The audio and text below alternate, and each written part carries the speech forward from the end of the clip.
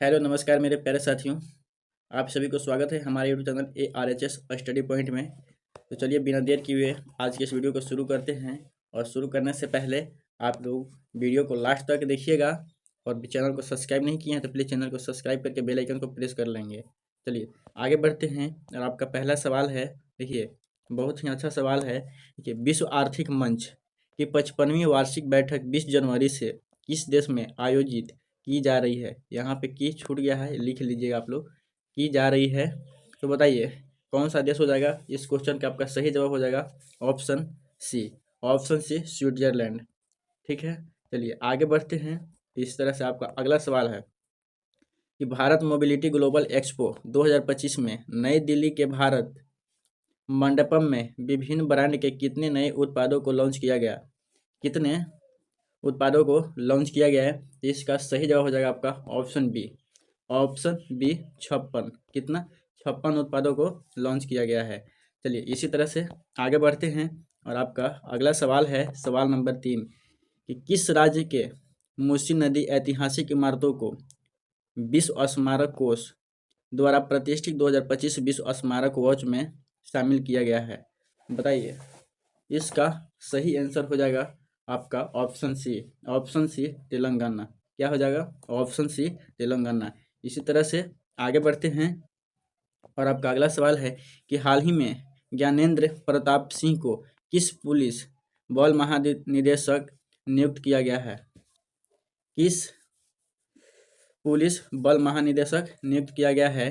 तो बताइए इसका सही जवाब हो जाएगा आपका option option C. Option D. Option D CRPF। किसका किया गया है? तो CRPF का। ठीक है, इसी तरह से आगे बढ़ते हैं। और आपका अगला सवाल है सवाल नंबर 5। देखिए, हाल ही में कहाँ के वर्जिन वर्जिन नारियल तेल को GI टैग प्रदान किया गया? GI टैग प्रदान किया गया, कहाँ पे किया गया है? तो इसका सही जवाब हो जाएगा आपका option B. Option B Nicobar में। Option B Nicobar. चलिए आगे बढ़ते हैं। और आपका अगला सवाल है कि हाल ही में किस शहर में 72 फीट ऊंची हनुमान प्रतिमा की प्रतिमा की गई प्रतिमा की स्थापना की गई प्रतिमा की स्थापना की गई है? तो बताइए इसका सही जवाब हो जाएगा किस शहर में? तो इसका सही जवाब हो जाएगा आपका option D. Option D Bengaluru में। कहाँ हो जाएगा? बेंगलुरु में।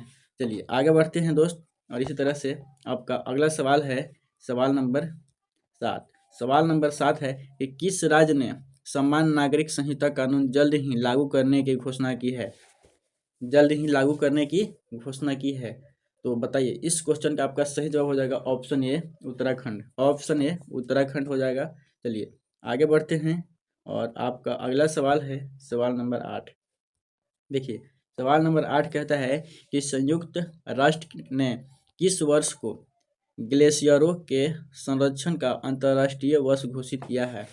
किस वर्ष को घोषित किया गया है? तो ऑप्शन बी। ऑप्शन बी वर्ष 2025 को। क्या हो जाएगा? ऑप्शन बी वर्ष 2025 को। आगे बढ़ते हैं। और इसी तरह से अगला सवाल है, देखिए सवाल नंबर 9। गृह मंत्री अमित शाह कहाँ आयोजित NDRF के 20वें स्थापना दिवस कार्यक्रम के मुख्य अतिथि के रूप में भाग लिया? कहाँ के? बताइए। तो इस क्वेश्चन का आपका सही जवाब हो जाएगा विजयवाड़ा। Option D Vijayawada. कहाँ के? विजयवाड़ा के। चलिए आगे बढ़ते हैं। और आपका अगला सवाल है सवाल नंबर 10। विश्व में पेंगुइन जागरूकता दिवस किस तारीख को मनाया जाता है? किस तारीख को मनाया जाता है? तो इसका सही जवाब हो जाएगा आपका ऑप्शन बी। ऑप्शन बी 20 जनवरी। ऑप्शन बी 20 जनवरी को। चलिए आगे बढ़ते हैं। और जल्दी जल्दी से आप क्वेश्चन कीजिए, ठीक है, कम समय में।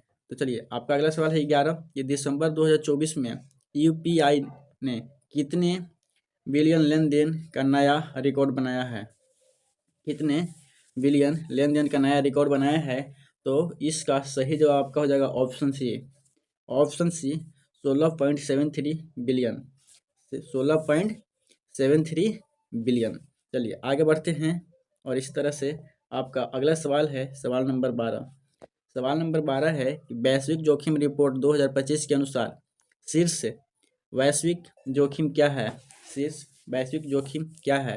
क्या है भाई? झूठी और भ्रामक जानकारी, जल आपूर्ति की कमी, नागरिक स्वतंत्रता के हनन और प्रदूषण। इसका सही जवाब आपका हो जाएगा ऑप्शन ए। क्या हो जाएगा? ऑप्शन ए, झूठी और भ्रामक जानकारी। चलिए आगे बढ़ते हैं। और इसी तरह से आपका अगला सवाल है सवाल नंबर 13 कि हाल ही में कहाँ डाक विभाग ने सेवा में एआई की शुरुआत की है? सेवा में एआई की शुरुआत की है तो कहाँ के किया गया है? तो इसका सही जवाब हो जाएगा आपका option B. Option B, Bihar. कहाँ पे? बिहार का। चलिए आगे बढ़ते हैं दोस्त। और आपका अगला सवाल है सवाल नंबर 14। देखिए, निम्नलिखित में से किस देश के सुप्रीम कोर्ट पर हमला हुआ है? निम्नलिखित में से किस देश के सुप्रीम कोर्ट पर हमला हुआ है? तो किस देश के सुप्रीम कोर्ट पर हमला हुआ है? तो इसका सही जवाब हो जाएगा आपका option D. Option D, Iran. Option D, Iran. आगे बढ़ते हैं। और आपका अगला सवाल है, देखिए कि डोनाल्ड ट्रंप ने 20 जनवरी को अमेरिका के राष्ट्रपति के रूप में शपथ लिया। क्या में शपथ लिया बताइए? तो इसका सही जवाब हो जाएगा ऑप्शन सी, 47वें राष्ट्रपति के रूप में शपथ लिया। कब लिए थे? तो 20 जनवरी को। ठीक है, आगे बढ़ते हैं। और इसका अगला सवाल है, देखिए सवाल नंबर 16 कि भारत में व्यापार घाटे को कम करने के लिए कौन सा उपकरण उपयोग किया जा सकता है? कौन सा उपकरण उपयोग किया जा सकता है बताइए? तो इसका सही जवाब हो जाएगा ऑप्शन बी। ऑप्शन बी, आयात शुल्क। क्या हो जाएगा? आयात शुल्क। चलिए आगे बढ़ते हैं। और आपका अगला सवाल है सवाल नंबर 17। निम्नलिखित में से किस धर्म ग्रंथ में वर्ण व्यवस्था से संबंधित पुरुष सूक्त मूल रूप से पाया जाता है? पुरुष सूक्त मूल रूप से पाया जाता है तो क्या हो जाएगा? इसका सही जवाब हो जाएगा ऋग्वेद। क्या हो जाएगा? ऋग्वेद। चलिए आगे बढ़ते हैं। और आपका अगला सवाल है सवाल नंबर 18 कि भारत में बैंकिंग प्रणाली का मुख्य नियामक कौन सा है? भारत में बैंकिंग प्रणाली का मुख्य नियामक कौन सा है?